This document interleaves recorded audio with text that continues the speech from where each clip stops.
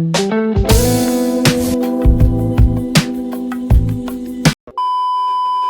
selamat siang. Selamat datang di podcast SMK Pawelanda Medan. Hari ini tema podcast kita adalah literasi digital. Tamu kita hari ini adalah Bapak Jeremy. Halo Pak. Hai Gita. Hari ini kayaknya Bapak ceria banget ya. Oh iya tentu. Gimana kabarnya Pak? Oh puji Tuhan baik. Gita gimana?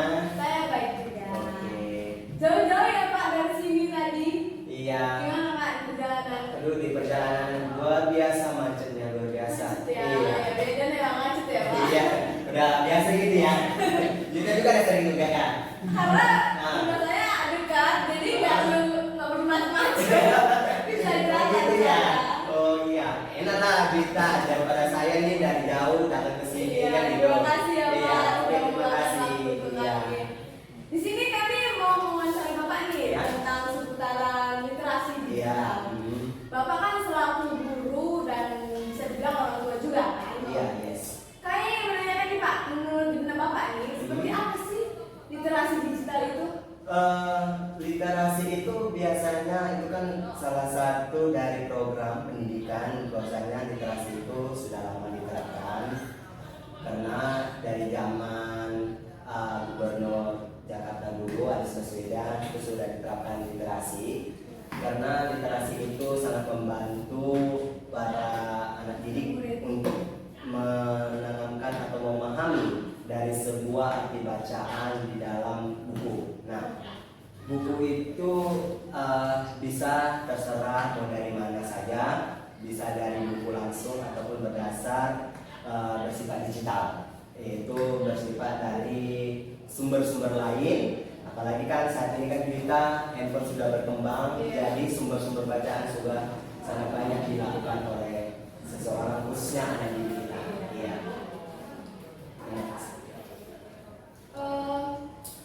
Kalau literasi digital itu kan Pak bersifat digital ya? Yes, ya. Kalau Bapak ini kan selaku guru nih di Ya. SMK Pawelanda, Bapak udah nerapin belum literasi digital itu di antara anak-anak murid Bapak?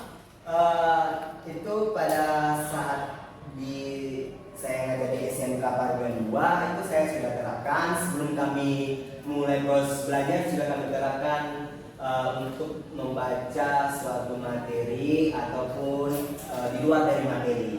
Karena kami di sini khususnya saya sendiri bagaimana saya meningkatkan untuk pemahaman dari siswa saya sebelum memulai proses pembelajaran. Tadi Bapak bilang kan sebelum sebelum belajar Iya. itu kan membaca gitu. Iya, Itu membaca. membacanya lewat digital atau buku gitu? Dua saya punya ini, dua bisa saja buku, bisa saja menggunakan media baik itu menggunakan handphone ataupun aplikasi sumber lainnya, atau buku dari rumah juga mereka bawa, atau buku di luar dari mata pelajaran saya juga. Itu kan istilahnya kan vital untuk menemukan semangat mereka untuk dalam membaca. Ya. Apa sih Pak pentingnya literasi digital itu untuk pendidikan? Sebenarnya literasi itu penting bagi pendidikan. Jangankan bagi pendidikan, bagi di luar dari pendidikan juga penting, karena literasi itu sangat berguna atau bermanfaat bagi kalangan-kalangan milenial khususnya anak didik kita di SMK Pawelanda 2, karena mereka sangat berkembang khususnya pengetahuan mereka dari segi pemahaman untuk meningkatkan segi baca mereka. Jadi mereka selalu ingin terpancing untuk menanyakan sesuatu gitu. Jadi makanya pentingnya literasi bagi dunia pendidikan sangat membantu lah dalam proses pembelajaran. Tapi ini Pak, di kelas itu kan belum tentu semua mau gitu kan membaca digital, ataupun buku pun mereka kadang malas gitu kan Iya. membaca. Jadi gimana cara Bapak biar mereka itu yang malas-malas itu mau gitu membaca lewat digital maupun sumber lainnya? Untuk meningkatkan kemampuan mereka dalam membaca, apalagi khususnya yang siswa saya malas ya. Iya. Namanya siswa ya kan Juwita, memang siswa kita bukan dikatakan malas Juwita, tapi apa ya, niatnya yang kurang gitu. Memang mereka sangat aktif, apalagi khususnya saya pada proses pembelajaran di SMK, khususnya di luar dari materi saya pun mereka sangat aktif. Tetapi yang membuat mereka malas untuk membawa buku itu artinya kemauan mereka itu harus ditingkatkan kita dalam membaca, dari segi literasinya gimana, terus dari segi pemahaman mereka itu gimana terhadap yang mereka baca, serta untuk menumbuhkan semangat mereka. Itu aja. Ini kita bahas tentang digital ya.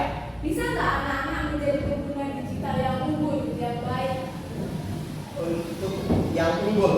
Iya. Untuk yang unggul, kalau kita berbicara unggul kan kita berarti kita berbicara bagaimana kualitas, kan gitu. Jadi untuk menciptakan keunggulan itu berarti kita harus pertama itu kita harus niatkan dalam diri mereka. Nah, niat itu artinya kita menumbuhkan semangat rasa ingin tahu bagaimana, apa sih arti sebuah bacaan, apa sih arti sebuah pemahaman gitu. Jadi kita memberikan salah satu segi materi yang ingin mereka baca, terus mereka terapkan, terus mereka ingat apa yang mereka baca. Jadi saya cerita sebelum yang saya katakan tadi, sebelum mulai proses belajar, saya bikin mereka dulu untuk membaca sebuah buku. Jadi sebuah buku, ya. Jadi sebuah buku itu mereka baca, suka mereka apa yang mereka baca, terus saya tanya kembali apa yang kamu baca, gitu. Jadi mereka terpancing gitu terhadap yang mereka baca, sehingga mereka lebih semangat kan ketika mereka kita uji terus, mereka ingin untuk ingin tahu lagi, oh ya aku harus ini, oh ya aku harus ini. Jadi mereka semangatnya, makanya yang pertama itu kita sebelum menemukan semangat niat mereka dulu. Kalau nggak ada niat sama aja kita, jadi sama aja jadi sama aja mereka hanya cuma hanya membawa ya udah hanya formalitas kan gitu. Tetapi bagaimana niat pertama kita itu adalah menemukan rasa ingin tahu terhadap sebuah bacaan yang itu ya disebut literasi itu. Ya. Ini Bapak kan sebagai orang tua juga. Iya. Peran orang tua menjadi sesuatu yang amat penting dalam mengawasi penggunaan teknologi digital anak-anak, gitu kan. Karena zaman sekarang juga anak balita kayak adik saya nih Pak, umur 3 tahun aja kalau misalnya dia makan pasti tuwi mau HP pasti gitu ya kan. Adik saya kalau misalkan mau makan tidur itu pasti harus ada kartun, segala apa. Jadi itu pasti bakalan menghambat pikiran anak-anak, jadi ingin meminta HP terus gitu kan, digital terus gitu kan.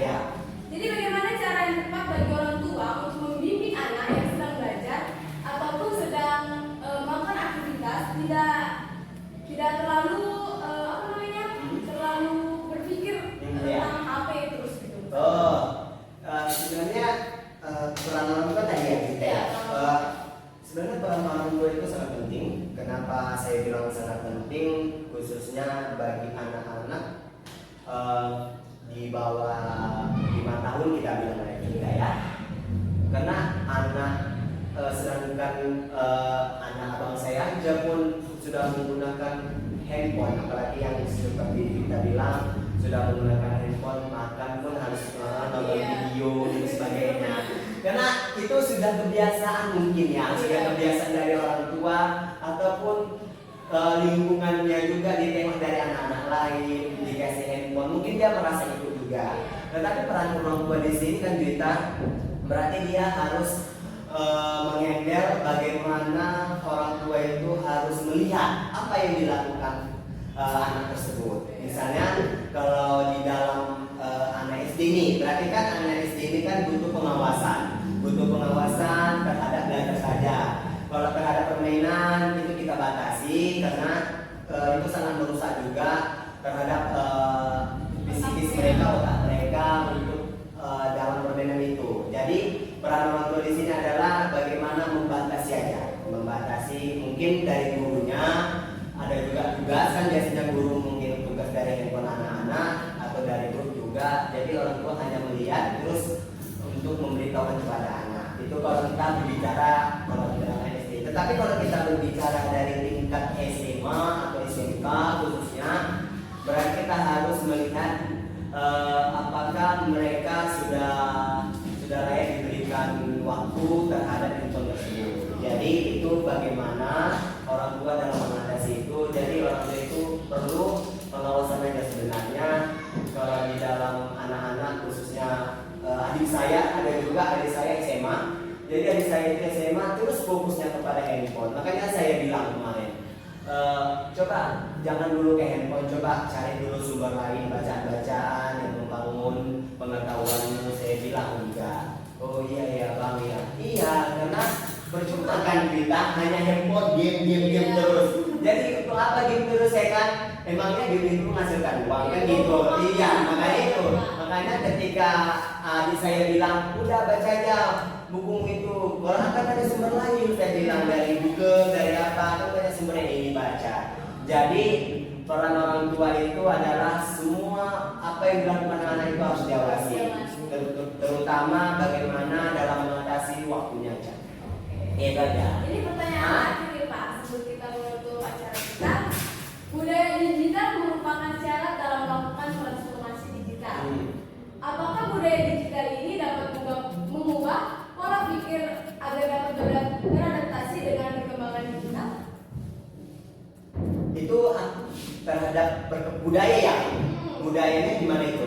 Budaya digital yang bisa mengubah pola pikir anak gitu. Kalau dikatakan budaya berarti itu salah satu kebiasaan ya. Kebiasaan yang dilakukan untuk mengubah pola pikir. Jadi kalau di dalam salah satu budaya untuk menciptakan literasi itu bagaimana budaya itu harus dilakukan arti kata bagi dunia pendidikan untuk menerapkan atau meningkatkan